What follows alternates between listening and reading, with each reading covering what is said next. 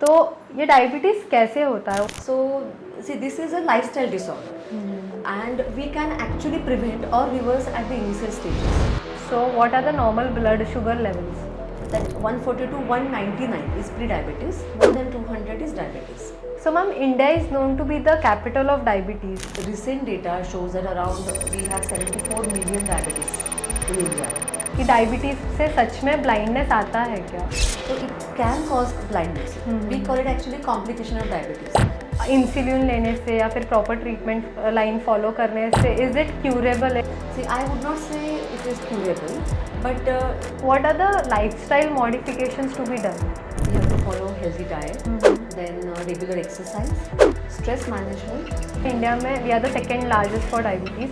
And one more study was there that, you know, Indian, we have that. Welcome back to Digidog. आज हम एक ऐसे health condition के बारे में बात करेंगे जो बहुत ही कॉमन है, specially in India, which is diabetes. और इस एपिसोड में हम बात करेंगे डायबिटीज़ के अलग अलग टाइप्स के बारे में, डायबिटिक पेशेंट की केयर कैसे की जाती है उसके बारे में, और काफ़ी कुछ डायबिटीज़ के बारे में. Welcome ma'am. Thanks.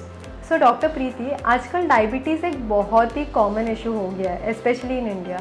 तो ये डायबिटीज़ कैसे होता है? What is the causes, main causes of diabetes? So see, हमारे बॉडी में इंसुलिन जो नाम का हार्मोन है, that controls our sugar level, blood sugar levels. So if there is any defect in the production or the secretion of that hormone, it leads to raised blood sugar levels, and that we call it as a diabetes. तो इसके कारण एक तो genetic कारण हो सकता है, उसको हम टाइप 1 बोलते हैं mostly, and the another one is environmental factors. Like if the people they have genetic predisposition and their lifestyle is not good, obesity है वहाँ पे, blood pressure है या high cholesterol levels हैं, so that increases risk of getting diabetes. Okay. फिर diabetes एक metabolic disease है. इसमें हमारे ब्लड में जब शुगर लेवल बढ़ती है तो उसके कारण बॉडी में अलग अलग टाइप के चेंजेस होते हैं और उसको ओवरऑल हम डायबिटीज़ बोलते हैं. सो ये ब्लड में शुगर लेवल बढ़ने का कारण है इंसुलिन सिक्रीशन कम होना या इंसुलिन होके भी उसका एक्शन ठीक से ना होना.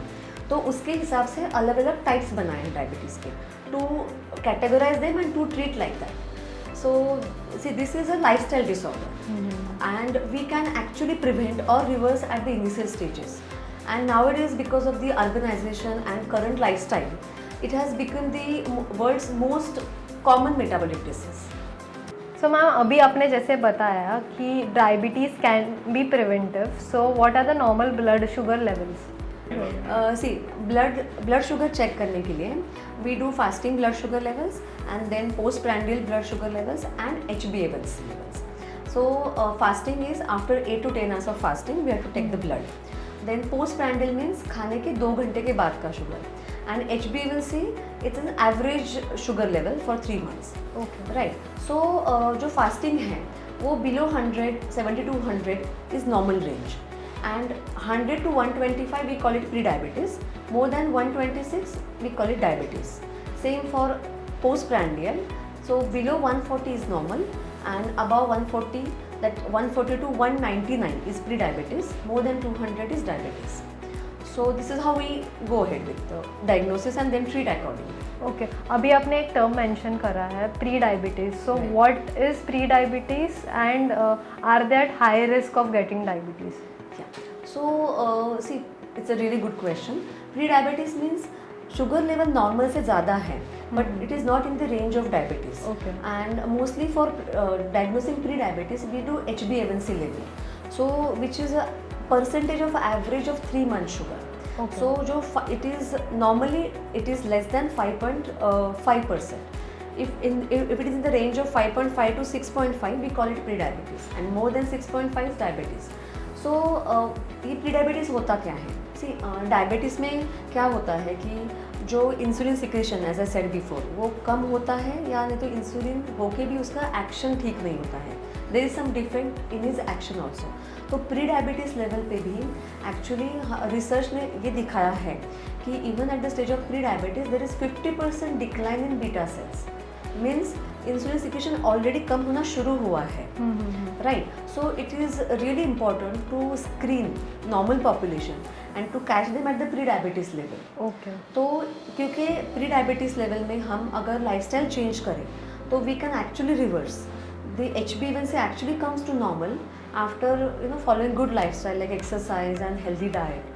So that's what it is. So prediabetics में prevention can be easier. Exactly.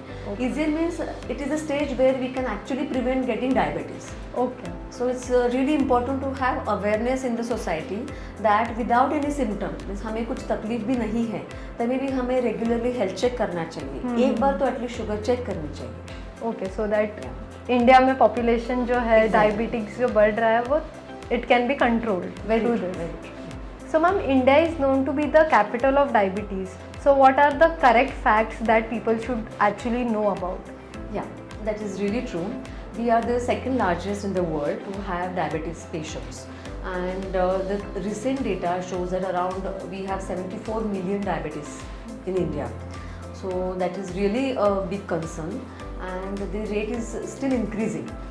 So the current rate, if we see the prevalence rate in urban populations, around 15 to 20% in the adults, and in rural population is half of that. That's why it's really important to have awareness about diabetes and to take preventive actions for that. Okay so अभी आपने जैसे बताया India में we are the second largest for diabetes. So why it is so common? ऐसा क्या reasons है जिसके कारण इंडिया इतनी लार्जेस्ट बन गई है डायबिटीज़ के लिए? So the most common reason to have more diabetes patient in India nowadays is current lifestyle. Fast generation, sedentary lifestyle, no physical activity, unhealthy diet and stress above all. Definitely there is genetic predisposition to get diabetes, but these are the common factors and that we can actually change and can prevent getting diabetes by improving our lifestyle. And there was one study that shows that Asian Indians, they are more prone to develop diabetes. That is related to the genetics. So that is one study, but most common cause is environmental factor. So that is a common cause. So ma'am, what are the types of diabetes? So see broadly we categorize as type 1 and type 2 diabetes. So type 1 में क्या होता है कि insulin बिल्कुल भी secretion नहीं होता है बाय दी बीटा सेल्स, जो हम बोलते हैं पैंक्रियाज में बीटा सेल्स रहते हैं. सो that can B genetic, means that can B immune mediated और इडियोपैथिक. इडियोपैथिक मीन्स हमें क्यों हो रहा है ये पता नहीं है, पर जेनेटिक डिफेक्ट है. So this is we categorise as type 1.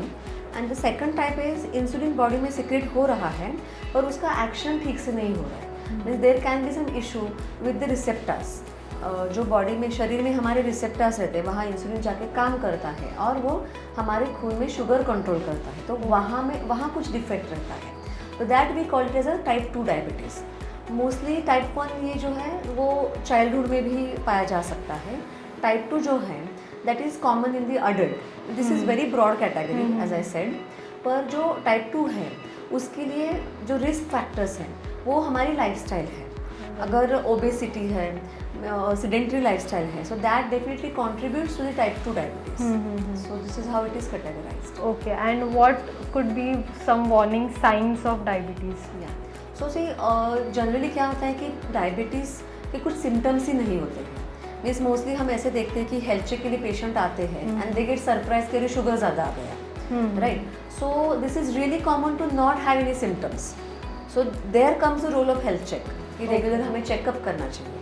So yeah, still there are warning signs, means increased hunger, increased thirst and increased frequency of urination और weight loss होना. कभी कभी later stages में you may get burning feet, tingling होना या पैरों में जलन होना.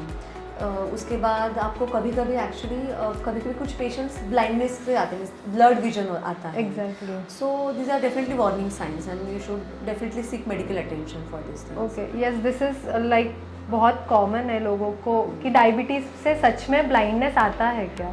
सो इज दैट करेक्ट और is it a myth? Yeah, see, I would not say it's a myth. Definitely, अगर sugar is too much uncontrolled, so it can cause blindness. We call it actually complication of diabetes. Means if the person is very much neglected and even after detecting sugar, वो अगर treatment नहीं ले रहे हैं या doctors का जो बताया हुआ डाइट नहीं फॉलो कर रहे हैं, अगर इंसुलिन पे तो इंसुलिन नहीं ले रहे, तो for long time sugar blood में ज़्यादा रहने के कारण जो हमारे ब्लड वेसल्स हैं वो भी अफेक्ट होते हैं।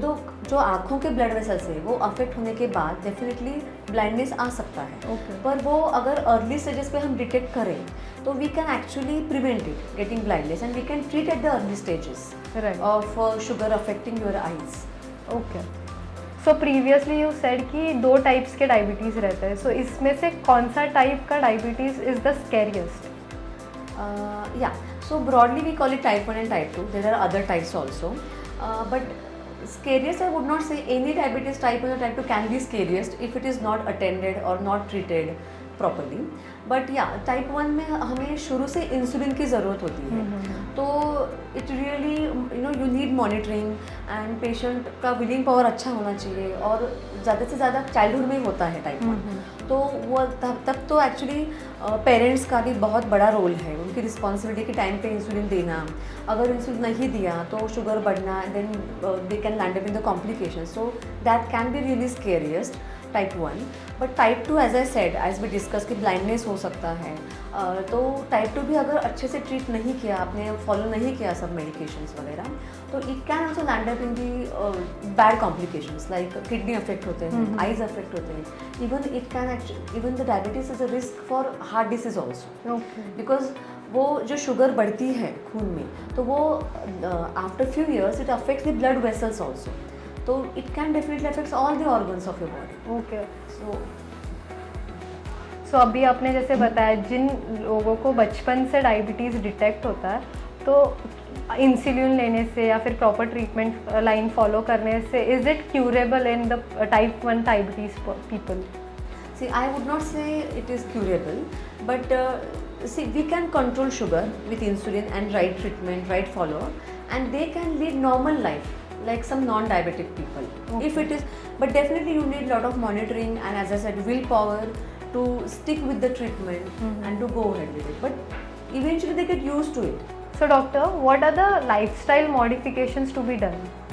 Yeah, so as I said before, we have to follow healthy diet, then regular exercise, stress management, and control the other risk factors.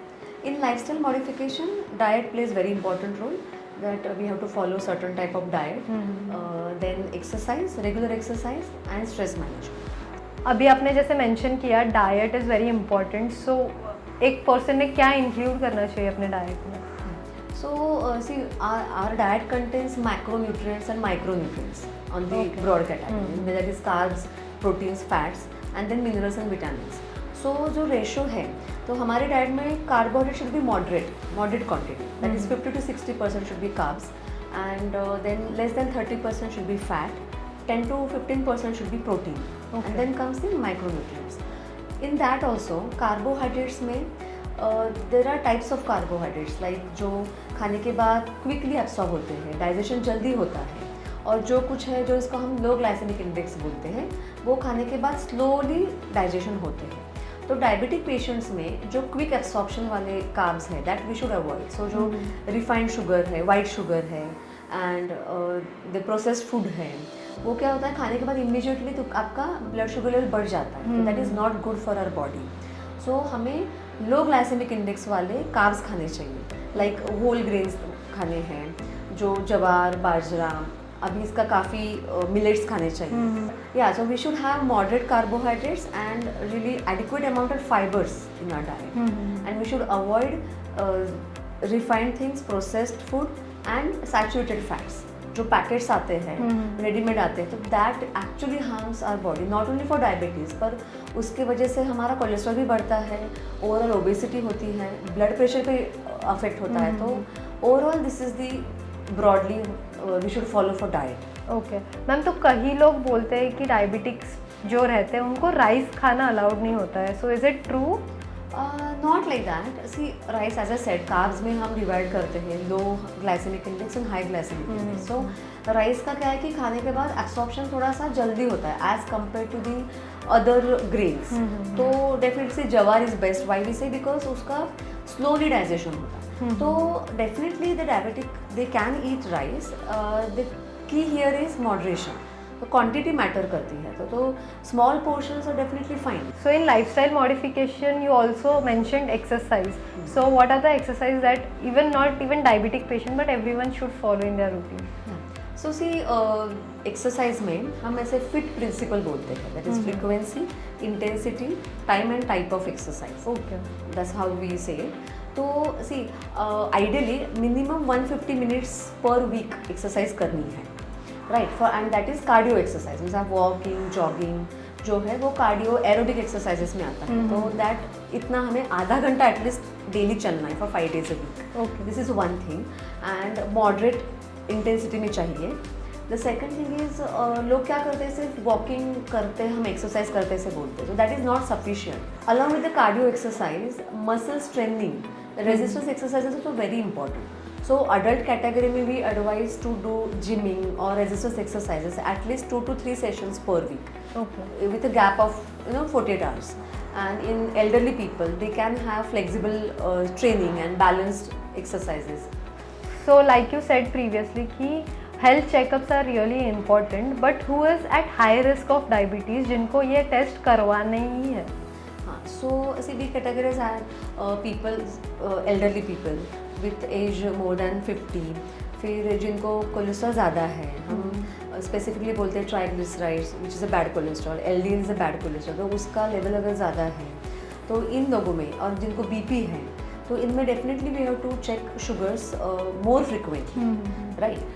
Along with that nowadays because of stress, तो औरतों में या लड़कियों में PCOS का भी प्रमाण बढ़ रहा है. एक पॉलीसिस्टिक ओवरी सिंड्रोम बोलते हैं. तो उनके जो मेंस्ट्रुअल साइकिल में भी इश्यूज आते हैं स्ट्रेस के वजह से. तो इस कैटेगरी में means young women also should screen for diabetes. So this are the high risk category I would say. Okay, like you said, in women in PCOD and PCOS it is seen. So pregnancy में भी diabetes के chances है, अगर होता है तो how can we manage it? As I said ना, type 1 type 2, so we call it as a gestational diabetes. Okay. जो प्रेगनेंसी में होता है तो उसके थोड़ा टेस्टिंग अलग रहता है. Pregnancy is a different situation, तो उसको हमें बहुत क्लोजली मॉनिटर करना पड़ता है. एंड गायनेकोलॉजिस्ट, डायबिटोलॉजिस्ट उनको एक साथ करके पेशेंट को ट्रीट करना होता है. एंड इंसुलिन ज़्यादा से ज़्यादा हमें लगता है क्योंकि काफ़ी मेडिसिन जो है, टैबलेट्स हैं, वो प्रेगनेंसी में अलाउड नहीं होते हैं क्योंकि वो बच्चों पे अफेक्ट होते हैं. और जो इसको जेस्टेशनल डायबिटीज़ हैं वो प्रेगनेंसी के बाद, डिलीवरी के बाद कभी कभी नॉर्मल हो जाता है. Means that women can have a normal sugar post delivery, but some it may lead to sequelae as a diabetes. किसी औरतों में बाद में भी डायबिटीज़ के लिए ट्रीटमेंट लगती है. तो जिनको प्रेग्नेंट होना है उनको भी हम पहले स्क्रीनिंग करते हैं. तो at that time we check thyroid levels and sugar levels. So it's very important to have ANC checkup and thorough blood test done at the time of initial stage of pregnancy. Okay. So doctor, मैंने ऐसे भी सुना है कि अगर diabetes, जो long term diabetes के लोग हैं, उनको अगर कुछ इंजरी हो गई, कुछ कट हो गया, तो वो भरता नहीं है. तो is it like, what is it exactly? So see in the chronic diabetes means जिनको 15-20 साल से डायबिटीज़ है और ऑन ट्रीटमेंट है, सो अगर शुगर अच्छे से कंट्रोल्ड है तो लॉन्ग टर्म कॉम्प्लिकेशंस के चांसेस कम हैं. पर अगर ध्यान नहीं दिया है ठीक से, इंसुलिन है तो लिया नहीं है, तो और शुगर अनकंट्रोल्ड काफ़ी लॉन्ग टाइम तक है, तो क्या होता है कि हमारे शरीर के अलग अलग जो बॉडी पार्ट्स है, जैसे सेड की kidney, nerves, blood vessels, everything gets affected.